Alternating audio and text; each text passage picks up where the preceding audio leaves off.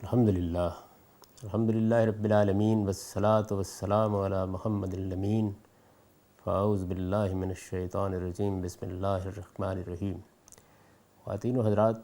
سورہ نساء کی آیت 101 سے ہم درس کی ابتدا کر رہے ہیں۔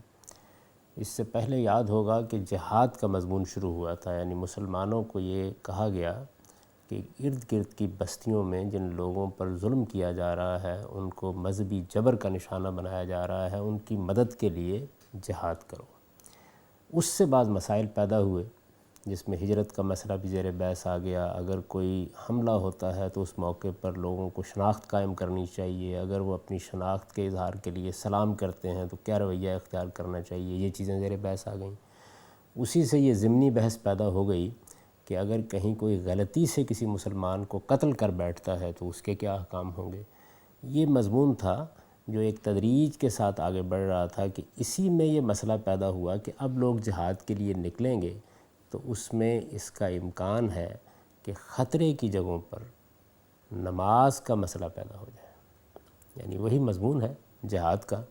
اسی کے ضمن میں جو سوالات پیدا ہو رہے ہیں انہیں سامنے رکھ کر قرآن مجید مختلف احکام دے رہا ہے۔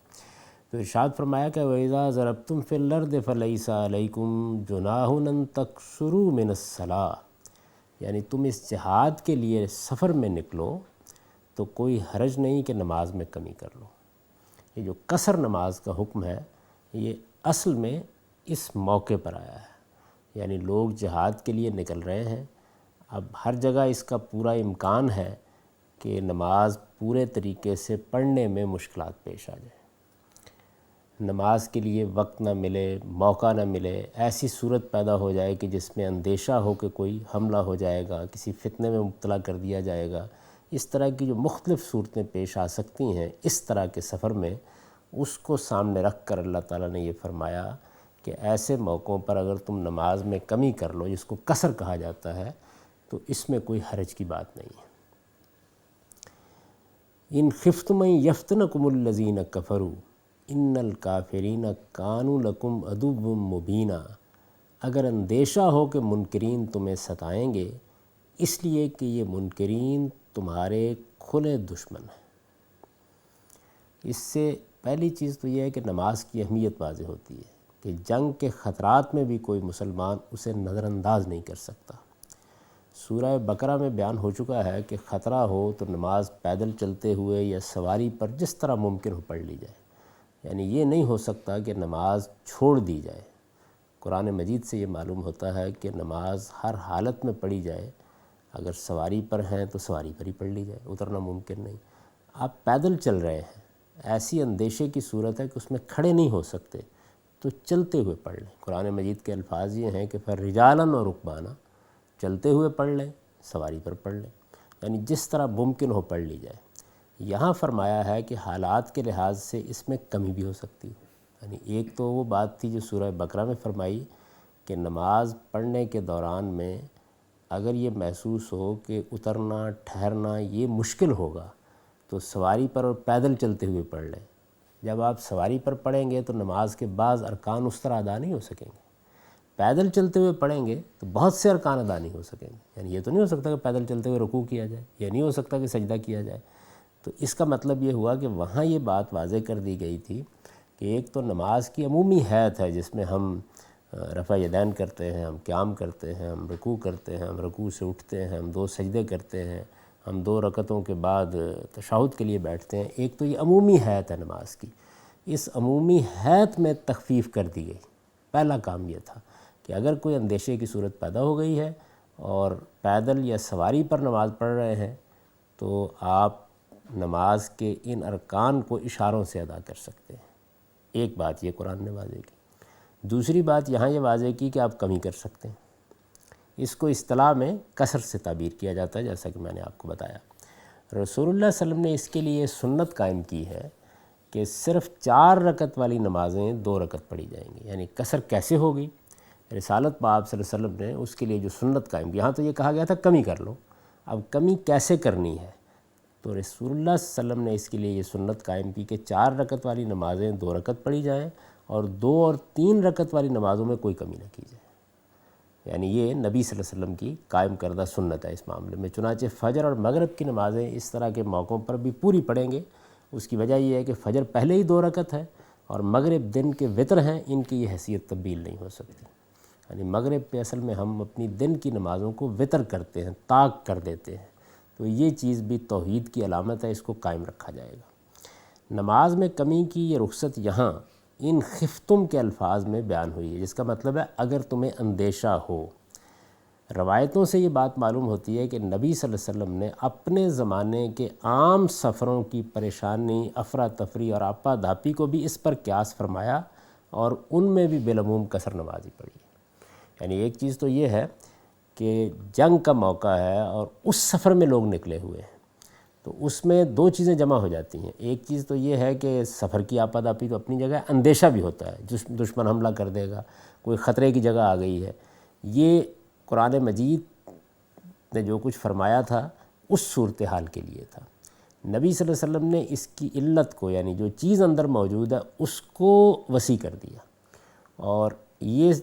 فرمایا کہ اگر آپا دھاپی اور افراتفری کی کیفیت عام سفروں میں بھی ہے تو اس میں بھی اللہ تعالیٰ کی دی ہوئی اس رخصت سے فائدہ اٹھایا جا سکتا ہے۔ سیدنا عمر رضی اللہ عنہ کا بیان ہے کہ اس طرح بغیر کسی خطرے کے قصر کر لینے پر مجھے تعجب ہوا، تو میں نے حضور سے پوچھا کہ یہ کیا صورتحال ہے؟ اللہ تعالیٰ نے تو صرف جنگ کے سفر میں یہ اجازت دی تھی، لیکن آپ نے اس کو عام سفر کے لیے بھی عام کر دیا۔ تو آپ نے فرمایا کہ یہ اللہ کی عنایت ہے جو اس نے تم پر کی ہے، سو اللہ کی اس عنایت کو قبول کرو۔ اس سے یہ معلوم ہوتا ہے کہ نبی صلی اللہ علیہ وسلم کا یہ جو استنباط یا یہ جو قیاس ہے، اس قیاس کو اللہ تعالیٰ کی تصویب بھی حاصل ہو گئی۔ اس سے یہ صاف معلوم ہوتا ہے۔ یہ کیا چیز ہے دین میں؟ بڑی سادہ چیز ہے، وہ یہ ہے کہ جب کوئی حکم دیا جاتا ہے تو ہر حکم کے پیچھے کوئی چیز موجود ہوتی ہے جو اس حکم کو دینے کا باعث بنتی ہے۔ اگر کوئی فقیہ یا اگر کوئی مجتہد یا دین کے علم میں مہارت رکھنے والا آدمی اس چیز کو متعین کر لیتا ہے تو پھر عقلی اقتضاء یہ ہے کہ وہ جہاں پائی جائے گی وہاں اس حکم کا اطلاق کر دیا جائے گا۔ یعنی اس کی مثال یہ ہے کہ قرآن مجید نے تو یہ کہا کہ انگور کی شراب تمہارے لیے ممنوع ہے، خمر اسی کو کہتے ہیں، لیکن انگور کی شراب ممنوع قرار دینے کی وجہ کیا ہے؟ اس کی وجہ نشہ ہے۔ تو نشے کی علت کو جب متعین کر لیا گیا تو اب وہ جہاں پائی جائے گی اس پر اس حکم کا اطلاق کر دیا جائے گا۔ تو یہاں بھی یہ ہے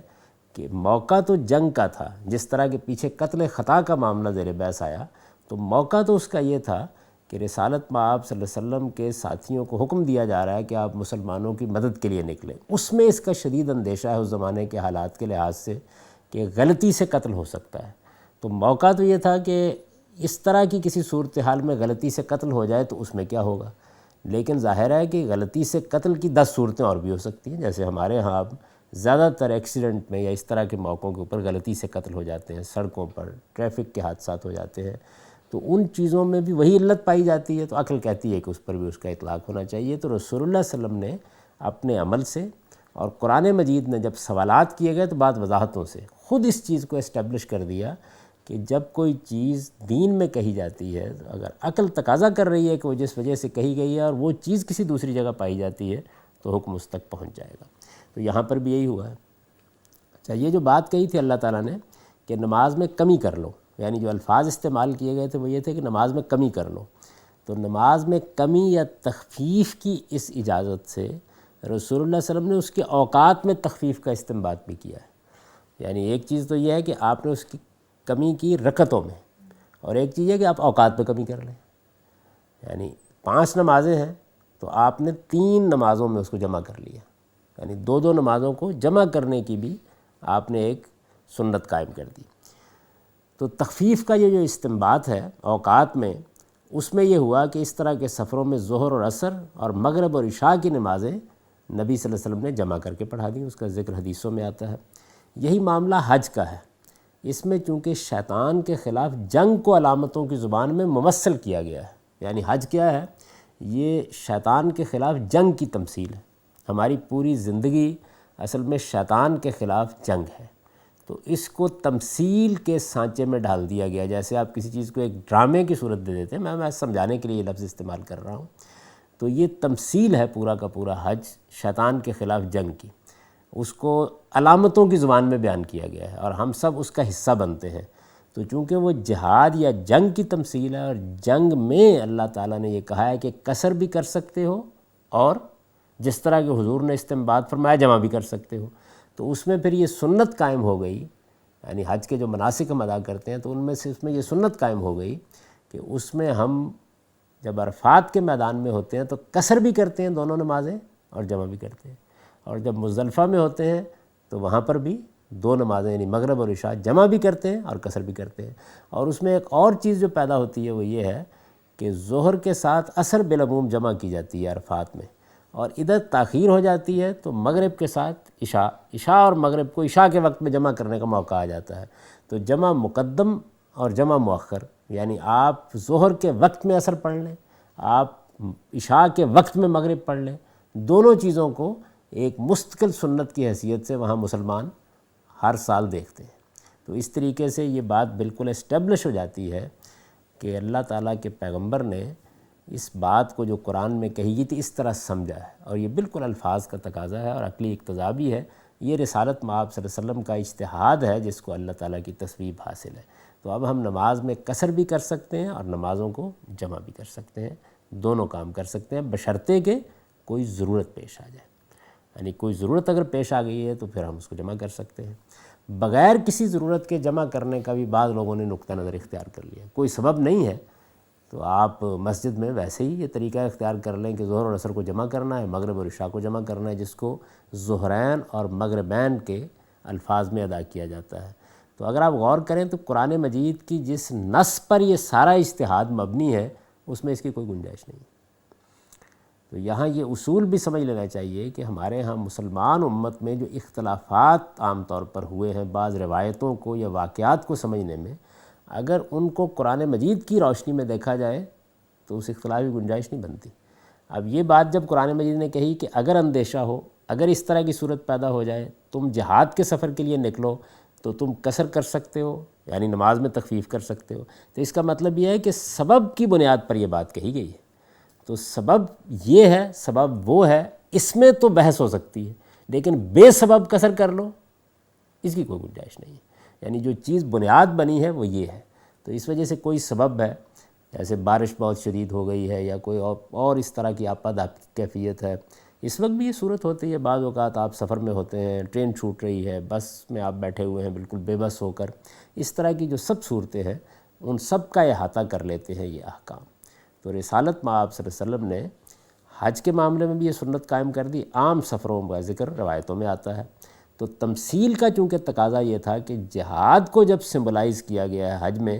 تو اس میں بالکل وہ سب کام کیے جائیں کہ جو ایک مجاہد کو کرنے پڑتے ہیں۔ تو اس وجہ سے وہاں مقیم ہو یا مسافر، وہاں سفر اصل چیز نہیں ہے بلکہ وہ تمثیل ہے حج کی۔ تو وہاں بھی بعض لوگ یہ بحث پیدا کر دیتے ہیں کہ یہ تو اصل میں مسافروں کی وجہ سے ہے، حج میں جو قصر کی جاتی ہے وہ سفر کی وجہ سے نہیں ہے، وہ حج کی تمثیل کی وجہ سے ہے۔ یعنی حج چونکہ جہاد کی تمثیل ہے، جنگ کی تمثیل ہے، تو اصل کی بنیاد پر قصر کی جاتی ہے۔ اس لیے خواہ مقیم ہو، خواہ مکے کا رہنے والا ہو، خواہ یہاں کا ہو، ہر ایک کے لیے وہاں پہ قصر ہی کی سنت ہے۔ مینا میں بھی قصر کریں گے، مزدلفہ میں بھی قصر کریں گے، عرفات میں جمع اور قصر دونوں کریں گے، مزدلفہ میں بھی جمع اور قصر دونوں کریں گے۔ تو یہی سنت ہے اس معاملے میں۔ عام حالات میں ہماری جو بھی سفر کی صورتحال ہو اس کے لحاظ سے ہم اس سے فائدہ اٹھا سکتے ہیں۔ یہ بحث بھی بعض لوگوں نے اس میں پیدا کر دی کہ یہ ضروری ہے کہ قصر کریں۔ حج میں تو کوئی شک نہیں کہ وہ سنت قائم کر دی گئی، وہاں تمثیل کا تقاضا یہ ہے، وہاں ہمارے ہاتھ میں نہیں رہا معاملہ۔ لیکن عام سفروں میں یہ نوعیت نہیں ہے۔ عام سفروں میں آپ محسوس کرتے ہیں سفر کی آپی، آپ قصر کر لیجئے، آپ جمع کر لیجئے، آپ محسوس کرتے ہیں کہ نہیں کوئی ضرورت نہیں ہے تو پوری نماز پڑھ لیجئے۔ اس کا تعلق ایک رخصت سے ہے، رخصت جو ہے وہ کبھی لازم نہیں ہو جاتی، اس سے فائدہ اٹھایا جا سکتا ہے۔ تو ارشاد فرمایا کہ وَإِذَا كُنْتَ فِيهِمْ فَأَقَمْتَ لَهُمُ الصَّلَاةَ فَلْتَقُمْ طَائِفَةٌ مِّنْهُمْ مَعَكَ وَلْيَأْخُذُوا أَسْلِحَتَهُمْ فَإِذَا سَجَدُوا فَلْيَكُونُوا مِنْ وَرَائِكُمْ وَلْتَأْتِ طَائِفَةٌ أُخْرَىٰ لَمْ يُصَلُّوا فَلْيُصَلُّوا مَعَكَ وَلْيَأْخُذُوا حِذْرَهُمْ وَأَسْلِحَتَهُمْ۔ اب یہ ایک اور مسئلہ پیدا ہو گیا ہے۔ یعنی ایک مسئلہ تو یہ تھا کہ مسلمانوں کو حکم دیا گیا کہ آپ پرسیکیوشن سے نجات دلانے کے لیے، مذہبی جبر سے نجات دلانے کے لیے اپنی بھائیوں کی مدد کریں اور جہاد کے لیے نکلیں۔ تو جس طرح کہ میں نے عرض کیا کہ اس سے مسئلے پیدا ہوتے چلے گئے ہیں، یعنی قتل خطا کا مسئلہ پیدا ہو گیا، ہجرت کا مسئلہ پیدا ہو گیا۔ اب نماز کے قصر کرنے یا جمع کرنے کا مسئلہ پیدا ہو گیا۔ تو یہ مسائل جو ہیں وہ ایک خاص سیاق میں پیدا ہوتے چلے جا رہے ہیں۔ ایک مسئلہ اور پیدا ہو گیا، وہ مسئلہ یہ ہے کہ اب نماز پڑھنی ہے، چلے قصر کی اجازت بھی ہو گئی، جمع کی اجازت بھی ہو گئی، حضور موجود ہے، یعنی ایک صورتحال تو آج کی ہے، اس میں تو کسی کو کسی پر کوئی غیر معمولی فضیلت حاصل نہیں ہے، لیکن رسول اللہ صلی اللہ علیہ وسلم موجود ہے۔ تو اب رسول اللہ صلی اللہ علیہ وسلم موجود ہے اور نماز پڑھنی ہے اور خطرے کا موقع ہے، تو قصر کی اجازت بھی، جمع کی اجازت بھی، لیکن قصر میں بھی آخر 2 رکعتیں پڑھنے کے لیے تو وقت چاہیے۔ اس میں اگر کوئی معاملہ پیدا ہو جاتا ہے اور سارے کے سارے لشکر کو کھڑا کر کے حضور نے نماز پڑھانی شروع کر دی ہے، تو دشمن کہیں حملہ آور نہ ہو جائے، یعنی اس صورتحال سے فائدہ اٹھانے کے لیے۔ اب اس کا ایک سادہ علاج آج کے زمانے میں تو یہ ہے، اس وقت کے حالات ہوں کہ بھئی میں نے نماز پڑھا دی کچھ لوگوں کو، آپ نے نماز پڑھا دی کچھ لوگوں کو، الگ الگ جماعتیں ہو گئیں، 10 ہو سکتی ہیں۔ لیکن اگر نبی صلی اللہ علیہ وسلم کے زمانے میں یہ کہا جاتا کہ رسول اللہ صلی اللہ علیہ وسلم نماز پڑھائیں گے تو 10 لوگ آپ کے پیچھے پڑھ لیں اور 10 لوگ سیدنا ابو بکر صدیق کے پیچھے پڑھ لیں، کوئی اس کے لیے راضی نہیں ہوتا، یعنی اس کا کوئی سوال ہی نہیں تھا۔ تو اب اللہ تعالیٰ نے اس صورتحال کو اہمیت دی کہ خدا کے پیغمبر کی موجودگی میں اگر یہ صورتحال پیدا ہو جائے، دیکھیے الفاظ یہ ہیں کہ وَإِذَا كُنْتَ فِيهُمْ، اور اے پیغمبر جب آپ ان کے درمیان ہوں، فَأَقَمْتَ لَهُمُ الصَّلَاةَ، اور خطرے کی جگہوں پر انہیں نماز پڑھانے کے لیے کھڑے ہو، تو کیا کرو؟ تو چاہیے کہ ایک گروہ فَلْتَكُمْ طَائِفَةٌ مِّنْهُمْ مَعَكَ، ایک گروہ تمہارے ساتھ کھڑا ہو اور وہ اپنا اسلحہ لیے رہے، وَلْيَأْخُذُوا أَسْلِحَتَهُمْ فَإِذَا سَجَدُوا، جب وہ سجدہ کر چکے فَلْيَكُونُوا مِن وَرَائِكُمْ، تو پیچھے ہو جائیں، وَلْتَأْتِ طَائِفَةٌ أُخْرَىٰ لَمْ يُصَلُّوا، تو وہ جو پہلے ایک گروہ کھڑا تھا جو حفاظت کر رہا تھا وہ آگے آئے اور وہ پیچھے آ کر کھڑا ہو جائے، جنہوں نے اس سے پہلے آپ کے ساتھ نماز نہیں پڑھی، فَلْيُصَلُّوا مَعَكَ، تو وہ آپ کے ساتھ نماز پڑھ رہے، وَلْيَأْخُذُوا حِذْرَهُمْ وَأَسْلِحَتَهُمْ، اور وہ بھی اسی طریقے سے اپنا اسلحہ اور اپنی ضروری حفاظت کا سامان لیے رہیں۔ تو یہ گویا بتا دیا گیا کہ اب 2 رکعت نماز پڑھنی ہے تو پہلے 1 رکعت رسالت مآب صلی اللہ علیہ وسلم کے پیچھے پڑھ کے یہ گروہ پیچھے چلا جائے اور یہ اپنی رکعت پوری کر لے، جنہوں نے نہیں پڑھی وہ آخر دوسری رکعت میں شریک ہو جائیں، 1 رکعت انہوں نے پڑھی وہ بعد میں اپنی رکعت پوری کر لیں، تو حضور کو 2 ہی رکعتیں پڑھانی پڑیں گی اور یہ لوگ ایک ایک آپ کے پیچھے پڑھ لیں گے اور اس سے کوئی مسئلہ نہیں پیدا ہوگا، یعنی سب نے ایک ایک رکعت رسالت مآب صلی اللہ علیہ وسلم کے پیچھے پڑھ لی۔ تو یہ فرمایا کہ یہ طریقہ اختیار کر لیا جائے۔ یہ جو حکم ہے یہ ظاہر ہے کہ حضور صلی اللہ علیہ وسلم کی موجودگی کے لیے تھا، اب کوئی مسئلہ نہیں ہے، اب 10 امام ہوں ان کے پیچھے آپ نماز پڑھ سکتے ہیں، یہ خاص اس میں رعایت کی۔ اور اس سے یہ بھی معلوم ہوتا ہے کہ جو جذبات ہوتے ہیں یا تعلق خاطر ہوتا ہے یا پیغمبر کے ساتھ جو محبت ہوتی ہے یا لوگ جو سعادت حاصل کرنا چاہتے ہیں، اس میں قرآن مجید نے یہ نہیں کہا کہ یہ کوئی اچھا جذبہ نہیں ہے، نہیں، اس کو ملحوظ رکھا ہے اور ملحوظ رکھ کے اس کے لحاظ سے احکام دے دیے، یعنی یہ چونکہ ایک فطری چیز تھی تو اس کو قبول کیا اللہ تعالیٰ نے۔ ارشاد فرمایا وَدَّ الَّذِينَ كَفَرُوا لَوْ تَغْفُلُونَ عَنْ أَسْلِحَتِكُمْ وَأَمْتِعَتِكُمْ فَيَمِيلُونَ عَلَيْكُمْ مَيْلَةً وَاحِدَةً، اور فرمایا کہ یہ منکر تو چاہتے ہیں کہ تم اپنے ہتھیاروں اور اپنے سامان سے ذرا غافل ہو تو تم پر یک بارگی ٹوٹ پڑے۔ یہ اس کی وجہ بیان کی ہے کہ اصل میں یہ منکرین ہیں، ان کی کوئی اخلاقیات نہیں ہے، یہ اس چیز کو ملحوظ نہیں رکھیں گے کہ مسلمان نماز پڑھ رہے ہیں تو چلیے جنگ ہے، نماز پڑھ لیں، اس کے بعد دیکھی جائے گی، 2 ہاتھ کر لیں گے۔ اس کا شدید اندیشہ ہے کہ یہ اس کے دوران میں حملہ آور ہو جائیں، اس کا لحاظ کرتے ہوئے آپ یہ اہتمام کر لیں کہ رسالت مآب صلی اللہ علیہ وسلم نماز پڑھائیں، ایک ایک رکعت آپ کے ساتھ پڑھ لی جائے اور ایک اپنے طور پر پڑھ لی جائے، اس سے 2 گروہ مسلمانوں کے ہو جائیں گے، جن میں سے ایک حفاظت کرتا رہے گا اور دوسرا نماز پڑھ لے گا۔ ارشاد ہوا وَلَا جُنَاحَ عَلَيْكُمْ إِن كَانَ بِكُمْ أَذًى مِّن مَطَرٍ أَوْ كُنتُم مَّرْضَىٰ أَن تَضَعُوا أَسْلِحَتَكُمْ وَخُذُوا حِذْرَكُمْ، اس میں یہ کہا گیا تھا کہ نماز کے دوران میں بھی اپنا اسلحہ اٹھائے رکھو، یعنی جو پڑھنے کے لیے کھڑے ہوں وہ بھی اسلحہ اٹھائے رکھیں۔ اب اس میں بعض لوگوں کے لیے زحمت ہو سکتی ہے، اس زحمت کی جو صورتیں عامۃ الورود ہوتی ہیں وہ بیان کر دی ہیں۔ یہ فرمایا ہے کہ اگر بارش کی تکلیف ہو یا کوئی بیمار ہو تو کوئی حرج نہیں کہ وہ اپنا اسلحہ اتار دے، ہاں یہ ضروری ہے کہ حفاظت کا سامان لیے رہو، یعنی ایک تو ہوتا ہے بھاری اسلحہ اور ایک یہ ہے کہ کچھ مدافعت کے لیے آپ نے چھوٹا موٹا اسلحہ اپنے ساتھ رکھا، تو یہاں حذر کا لفظ اس کے لیے استعمال ہوا ہے کہ حفاظت کا ضروری سامان لیے رکھو۔ یعنی اس سے یہ بتایا کہ یہ دنیا عالم اسباب ہے، یہاں تدبیر ہر حال میں علم و عقل کے مطابق ہونی ہے۔ اللہ تعالیٰ کا پیغمبر موجود ہے، اللہ تعالیٰ کی تائید موجود ہے، اللہ کی نصرت موجود ہے، اللہ تعالیٰ کا وعدہ ہے کہ میں تمہیں غلبہ عطا فرماؤں گا، لیکن یہ جو کچھ ہونا ہے وہ عالم اسباب کے اندر ہی ہونا ہے۔ تو اس وجہ سے یہ کہا گیا کہ یہ احتیاط بھی کی جائے، ایک ایک رکعت کر کے بھی پڑھ لی جائے، اسلحہ بھی اٹھائے رکھا جائے، اور اگر کوئی اس طرح کی صورتحال پیش آ جائے جس میں مشکل پیش آ رہی ہے، بارش ہے یا اس طرح کی چیز اور مشکل ہے، تو اس موقع کے اوپر بھی ضروری حفاظت کا سامان یہ تمہارے پاس رہے۔ ان اللہ اعد للکافرین عذابا مہینا، تم یقین رکھو کہ اللہ نے ان منکروں کے لیے بڑی ذلت کی سزا تیار کر رکھی ہے۔ یعنی یہ اطمینان دلایا کہ یہ جو منکرین ہیں ان کے معاملے میں اللہ کا فیصلہ یہی ہے، لیکن بہرحال اللہ تعالیٰ کا قانون یہ ہے کہ تم اپنی تدبیر کرو گے، اللہ کی مدد اس کے بعد آئے گی۔ اللہ تعالیٰ نے اسی اصول پر اس دنیا کو قائم کیا ہے۔ یہ میں نے آپ کی خدمت میں عرض کر دیا کہ یہ سارا معاملہ جتنا زیر بحث آیا ہے یہ رسالت مآب صلی اللہ علیہ وسلم کی شخصیت کی وجہ سے، یعنی یہ ایک مشکل جو پیدا ہو گئی اس کا حل ہے۔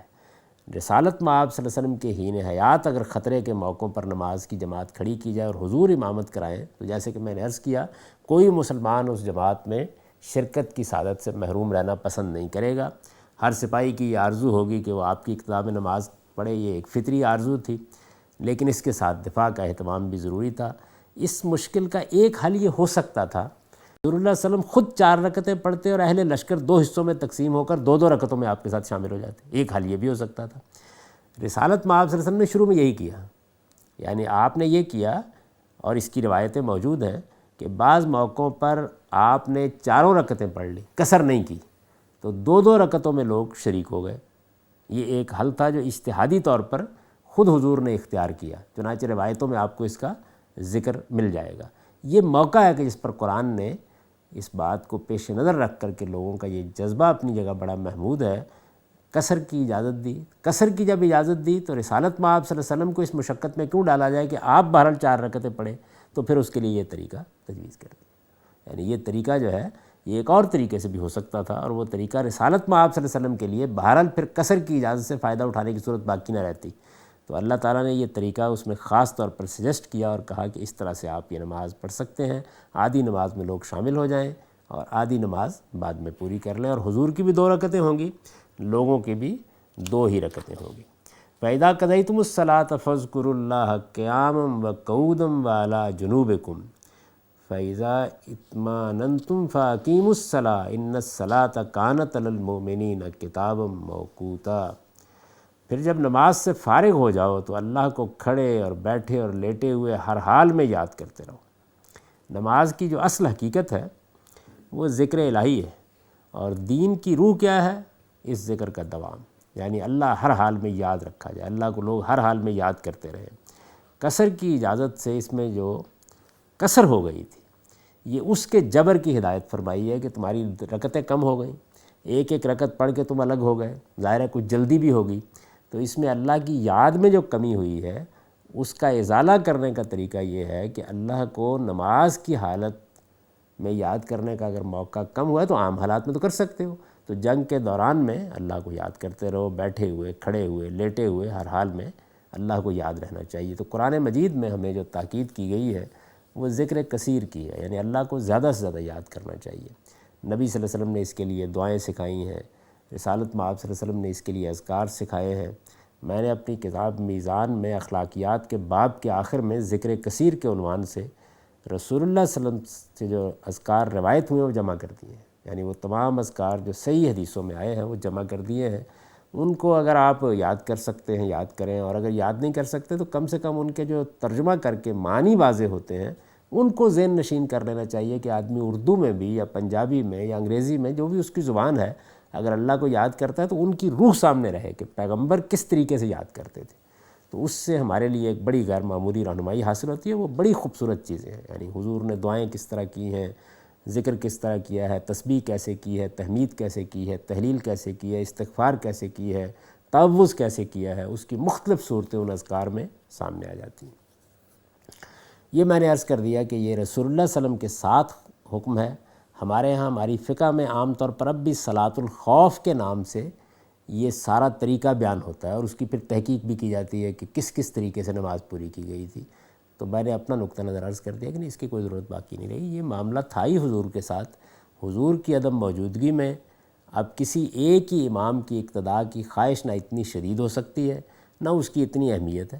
قیام جماعت کا موقع ہو تو لوگ اب الگ الگ اماموں کی اقتداء میں نہایت آسانی کے ساتھ نماز ادا کر سکتے ہیں، اب یہ مسئلہ ہی نہیں ہے۔ لیکن حضور کی موجودگی میں کوئی آدمی اس کے لیے تیار نہیں ہو سکتا تھا کہ میدان جنگ میں نکلے ہوئے ہیں، شہادت کا موقع ہے، ایسی نازک صورتحال ہے، اور اس میں کچھ لوگوں کو یہ موقع مل جائے کہ وہ حضور کی اقتداء میں نماز پڑھے اور کچھ کو موقع نہ ملے، یہ نہیں ہو سکتا تھا۔ تو اس کے لیے یہ حل تجویز کیا گیا، جس میں نہ حضور کے لیے کوئی زحمت تھی اور نہ عام مسلمانوں کے لیے کوئی زحمت تھی۔ صلاۃ الخوف کا یہ طریقہ نبی صلی اللہ علیہ وسلم کے ساتھ خاص ہے، اور یہ قرآن مجید نے شروع میں واضح کر دیا کہ جب آپ ان کے درمیان ہو، اس صورت میں یہ طریقہ اختیار کرنا ہے۔ تو یہاں ارشاد فرمایا کہ پھر جب نماز سے فارغ ہو جاؤ تو اللہ کو کھڑے اور بیٹھے اور لیٹے ہوئے ہر حال میں یاد کرتے رہو۔ پھر ارشاد ہوا کہ لیکن جب اطمینان میں ہو جاؤ، فَإِذِ اطْمَأْنَنْتُمْ، جب تم اطمینان میں ہو جاؤ تو فَأَقِیمُوا الصَّلَاۃَ، پھر پوری نماز پڑھو۔ پوری نماز پڑھو کے بعد اتنی بات مقدر ہے، اور اس کے لیے جو وقت مقرر ہے اس کی پابندی کرو۔ دو باتیں ہو گئی تھی نا، یعنی ایک نماز کی رکعتوں میں تخفیف اور ایک جمع کرنے کا معاملہ، دونوں ہو گئی تھی۔ تو پہلی بات تو یہ کہی کہ پھر پوری نماز پڑھو، دوسری اس سے آپ نکلی کہ وقت مقرر ہے اس کی پابندی کرو۔ جب یہ بات نکل آئی اس کے اندر سے تو اب فرمایا ان الصلاۃ کانت علی المؤمنین کتابا موقوتا، اس لیے کہ نماز مسلمانوں پر وقت کی پابندی کے ساتھ فرض کی گئی ہے۔ تو اس سے قرآن مجید نے بالکل واضح کر دیا کہ نماز 5 وقت جو پابندی ہے اوقات کے ساتھ فرض کی گئی ہے ویسے ہی پڑھی جانی چاہیے۔ یہ صرف کوئی اندیشہ ہے، کوئی سفر ہے، کوئی غیر معمولی سبب ہے جس میں اللہ نے تخفیف کی اجازت دی ہے۔ تخفیف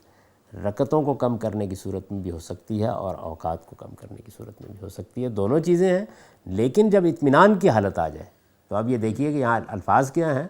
اس میں اطمینان کی حالت کا ذکر کر کے باقاعدہ بتا دیا ہے، فَأَقِیمُوا الصَّلَاۃَ، پھر پوری نماز پڑھی جائے گی، یعنی پھر کوئی اس کا سوال نہیں ہے۔ اس وجہ سے یہ جو بعض ہمارے ہاں لوگوں نے رائے قائم کر لی کہ عام حالات میں بھی آپ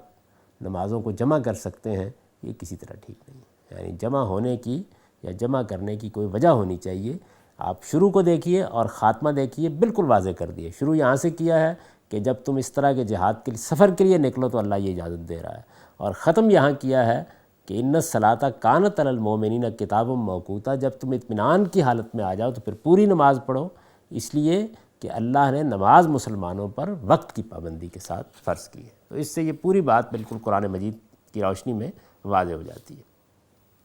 یہ میں نے آپ کو بتا دیا کہ یہ قرآن مجید کا خاص اسلوب ہے کہ جب اس میں کسی جملے کا مدعا یا اس کا کوئی عقلی تقاضا آپ سے اب واضح ہو رہا ہو تو اس کو الفاظ میں بیان نہیں کیا جاتا۔ تو یہاں بھی ایک حصہ ایسا ہے کہ جس میں الفاظ نہیں اختیار کیے، لیکن ان الصلاۃ کانت علی المؤمنین کتابا موقوتا کے جملے سے خود بخود یہ تقاضا نکل آیا کہ اس سے پہلے یہ جملہ مقدر مانا جائے کہ اور وقت کی پابندی کرو۔ یعنی یہ الفاظ میں بیان نہیں ہوا، الفاظ میں تو بیان ہوا کہ پوری نماز پڑھو، لیکن اتنی بات یہاں مقدر ہو گئی، اور اس سے یہ بات آپ سے آپ واضح ہو گئی کہ قصر کی اجازت کے بعد یہ بھی ممکن ہے کہ لوگ نماز کی رکعتوں میں اس کے ساتھ کمی کر لیں، اوقات میں بھی کمی کر لیں۔ چنانچہ ہدایت کر دی گئی کہ اطمینان میں ہو جاؤ تو پوری نماز پڑھو، اور اس کے لیے جو اوقات مقرر ہیں ان کی پابندی کرو، اس لیے کہ نماز مسلمانوں پر وقت کی پابندی کے ساتھ فرض کی گئی ہے۔ اب یہ تو معاملہ پیدا ہوا تھا قتال اور جہاد کے اس حکم سے، آپ نکلے ہیں، وہاں قتل خطا کی نوبت آ گئی، اس کے احکام بیان ہو گئے، اس میں دیت دی جائے گی، اس میں کفارہ ہوگا، یہ ہوگا وہ ہوگا۔ اسی طرح سے ہجرت سے متعلق بعض چیزیں زیر بحث آ گئیں، کیونکہ مسلمان جن کی مدد کے لیے اقدام کیا جا رہا ہے وہ مذہبی جبر کا ہدف بنے ہوئے ہیں، تو ان کو اول تو نکل کے آ جانا چاہیے۔ وہ اگر نہیں نکل رہے تو ظاہر ہے خود ایک بڑے جرم کا ارتکاب کر رہے ہیں، کوئی وجہ ہونی چاہیے، اور اگر کوئی وجہ موجود ہے اور اب آپ کو مدد کرنے کے لیے جانا ہے تو وہ سفر آپ کریں گے، اس میں نماز کے مسائل پیدا ہوں گے، حضور ساتھ ہوں گے تو پھر کچھ اور مسائل پیدا ہوں گے، ان کو سامنے رکھ کے کچھ احکام دے دیے گئے۔ وَلَا تَهِنُوا فِي ابْتِغَاءِ الْقَوْمِ، مضمون وہی چلا آ رہا ہے، مطلب یہ ہے کہ ایمان والو اس جنگ کے لیے نکلو اور دشمن کے تعاقب میں کمزوری نہ دکھاؤ۔ وَلَا تَهِنُوا فِي ابْتِغَاءِ الْقَوْمِ إِن تَكُونُوا تَعْلَمُونَ فَإِنَّهُمْ يَعْلَمُونَ كَمَا تَعْلَمُونَ وَتَرْجُونَ مِنَ اللَّهِ مَا لَا يَرْجُونَ وَكَانَ اللَّهُ عَلِيمًا حَكِيمًا۔ ایمان والو اس جنگ کے لیے نکلو اور دشمن کے تعاقب میں کمزوری نہ دکھاؤ، اگر تم تکلیف اٹھا رہے ہو تو تمہاری طرح وہ بھی تکلیف اٹھا رہے ہیں، لیکن تم خدا سے وہ توقعات رکھتے ہو جو وہ نہیں رکھتے، اور اللہ علیم و حکیم ہے۔ مطلب کیا ہے کہ مطمئن رہو، تمہیں جو تکلیف بھی پہنچتی ہے تمہاری مصلحت کے لیے پہنچتی ہے، اور خدا کے اسی علم و حکمت کا تقاضا ہوتی ہے۔ اس وجہ سے یہ فرمایا کہ اب نکلے ہو تو دشمن کا تعاقب کرو جس طرح کے تعاقب کرنے کا حق ہے، جنگ کرو جس طرح کے جنگ کرنے کا حق ہے۔ جنگ میں تکلیف پہنچے گی، جنگ میں یہ سارے معاملات پیش آئیں گے، ان کو سامنے رکھ کر اللہ کے علم اور اللہ کی حکمت پر بھروسہ رکھو، اور یہ سمجھ لو کہ اگر کوئی تکلیف پہنچتی ہے، کوئی مصیبت آتی ہے، یا اس جنگ میں جو اللہ ہی کے لیے تم لڑ رہے ہو کسی جگہ کوئی ہزیمت وقتی طور پر اٹھانی پڑ جاتی ہے تو اس کی مصلحت ہوگی، تم اپنا کام کرو، ہمارا فیصلہ یہ ہے کہ آخری فتح تمہاری ہوگی۔ اب ان آیات کا سادہ ترجمہ سن لیجیے۔ ارشاد فرمایا ہے تم لوگ اس جہاد کے لیے سفر میں نکلو تو کوئی حرج نہیں کہ نماز میں کمی کر لو، اگر اندیشہ ہو کہ منکرین تمہیں ستائیں گے، اس لیے کہ یہ منکرین تمہارے کھلے دشمن ہیں۔ اور اے پیغمبر جب تم ان کے درمیان ہو اور خطرے کی جگہوں پر انہیں نماز پڑھانے کے لیے کھڑے ہو تو چاہیے کہ ایک گروہ تمہارے ساتھ کھڑا ہو اور اپنا اسلحہ لیے رہے، پھر جب وہ سجدہ کر چکے تو تمہارے پیچھے ہو جائیں، اور دوسرا گروہ آئے جس نے ابھی نماز نہیں پڑھی ہے اور تمہارے ساتھ نماز ادا کرے، وہ بھی اپنی حفاظت کا سامان اور ضروری اسلحہ لیے ہوئے ہوں۔ یہ منکر تو چاہتے ہیں کہ تم اپنے ہتھیاروں اور اپنے سامان سے ذرا غافل ہو تو تم پر یکبارگی ٹوٹ پڑے۔ اس میں البتہ کوئی حرج نہیں کہ اگر بارش کی تکلیف محسوس کرو یا بیمار ہو تو اپنا اسلحہ اتار دو، ہاں یہ ضروری ہے کہ حفاظت کا سامان لیے رہو۔ تم یقین رکھو کہ اللہ نے ان منکروں کے لیے بڑی ذلت کی سزا تیار کر رکھی ہے۔ پھر جب نماز سے فارغ ہو جاؤ تو اللہ کو کھڑے اور بیٹھے اور لیٹے ہوئے ہر حال میں یاد کرتے رہو، لیکن جب اطمینان میں ہو جاؤ تو پوری نماز پڑھو، اور اس کے لیے جو وقت مقرر ہے اس کی پابندی کرو، اس لیے کہ نماز مسلمانوں پر وقت کی پابندی کے ساتھ فرض کی گئی ہے۔ ایمان والو اس جنگ کے لیے نکلو اور دشمن کے تعاقب میں کمزوری نہ دکھاؤ، اگر تم تکلیف اٹھا رہے ہو تو تمہاری طرح وہ بھی تکلیف اٹھا رہے ہیں، لیکن تم خدا سے وہ توقعات رکھتے ہو جو وہ نہیں رکھتے، اور اللہ علیم حکیم ہے۔ اقول قولی ھذا واستغفر اللہ لی ولکم ولسائر